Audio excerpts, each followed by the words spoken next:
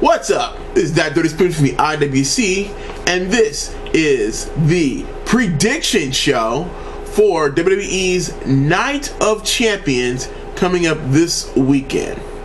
I know I haven't done one of these in a long time, and I would like to apologize. It's just that I never had a show where I was so thoroughly bored by the lineup a week before the show. But before I get into my predictions, I would like to take this opportunity to extend my well wishes, good thoughts, and prayers to Jerry Lawler and his family.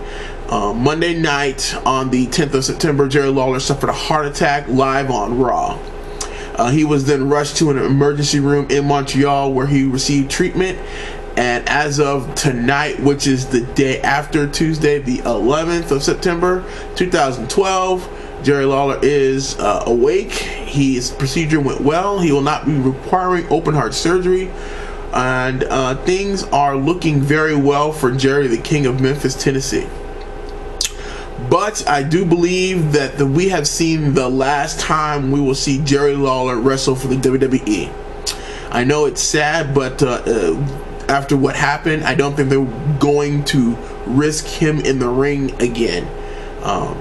That being said, today is also September 11th, 2012, and I would also like to, again, extend my prayers, good thoughts, and well-wishing to anyone and everyone who lost or was affected by the terrorist attacks of September 11th, 11 years ago.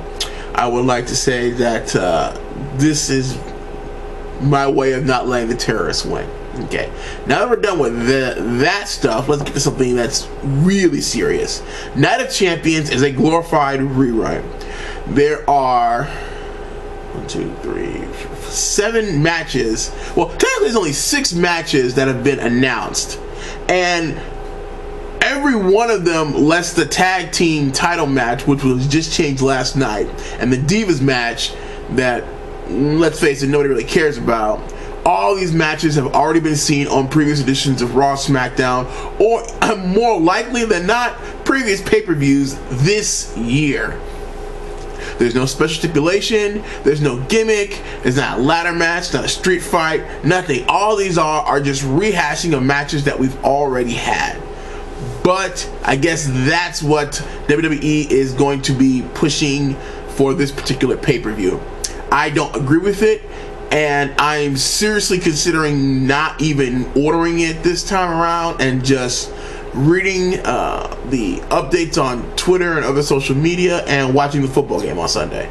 I mean, let me just run down the card. As of right now, there is no IC title match on the card. They have not said who the Miz's opponent, but all they've said is they reiterated that every title will be defended. So the logical conclusion is that the Miz will be defending his Intercontinental Championship. Now, right now, he's having a little spat with Cody Rhodes and Rey Mysterio. So the next logical conclusion will be a three-way between Cody Rhodes, Rey Mysterio, and the Miz. I'm personally not for that, but if that were to happen, and say the Miz wins, but he pins Rey Mysterio, and then setting up a showdown between Cody Rhodes and The Miz later on down the line. United States Champion Antonio Cesaro will defend his United States Championship against the winner of a U.S. title #1 contender battle royal on the free YouTube show for a pay-per-view. I'm going to go ahead and predict that Santino Morales wins, and they have another rematch for the United States Championship. At least it'll be on the show this time, so Santino Morales will actually get a real paycheck. Again, match we've already seen. I see if it's between Rey Mysterio or if it's between Cody Rhodes, we've already seen that. Next up, we've got the tag title match. Kofi, Kingston, and R-Truth will be defending against Daniel Bryan, Danielson, and Kane. We were going to see the Primetime Players in the #1 contender match, but that got switched the last minute at last night's Raw. I really was hoping the Primetime Players would actually win the titles this time. I think that they are the key to future success in the tag team division because they're two special attraction characters that are entertaining to me. By that same token, Kane and Bryan Danielson have become a tag team, as I predicted several weeks ago. And they are two very entertaining and much larger stars. So I think that for the now, yes, they're the better tag team, and they should capture the tag team titles from Kofi, Kingston, and R-Truth on Sunday. For the long haul, I think they need to keep the primetime players. I need the Primo and Epico, and this kind of team, kind of not team of Tyson Kidd and who is he tagging with? Tyson Kidd and whoever he's tagging with. They're dynamic. Primo and Epico are dynamic. Primetime players and characters. That's what they need moving forward with the tag team division.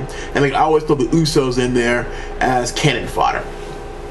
Next up, we have Randy Orton versus Dolph Ziggler. This is for nothing.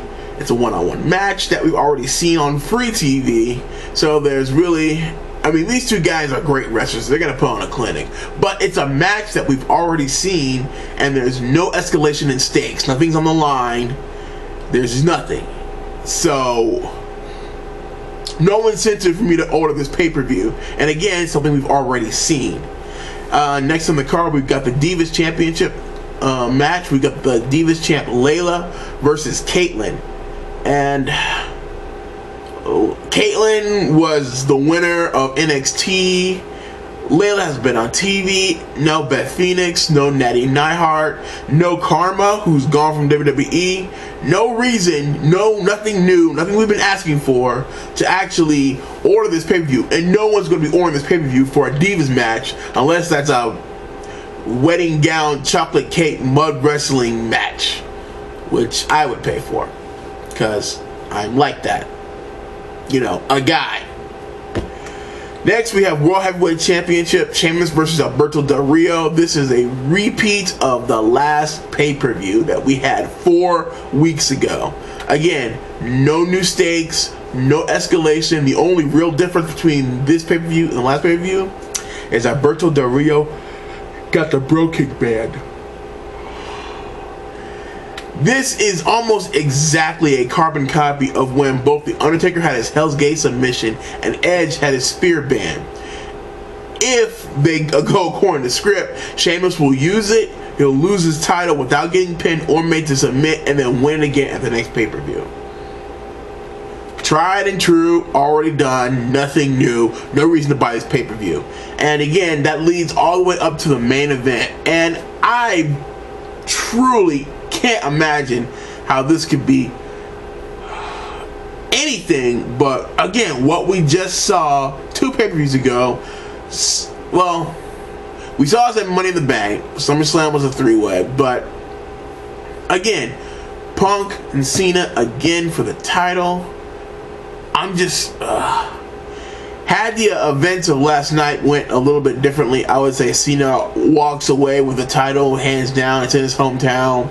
No special stipulations, no I quit, no last man standing, no DQ, no nothing. Cena wins. I mean, but with Jerry Lawler going down and CM Punk really needing to feud with a heel, he's really moving. I mean, I guess he's full-fledged heel now. CM Punk needs a strong babyface, and the only one that we can think of is John Cena. He's aligned himself with the sleaziest yet best talker in wrestling, Paul Heyman.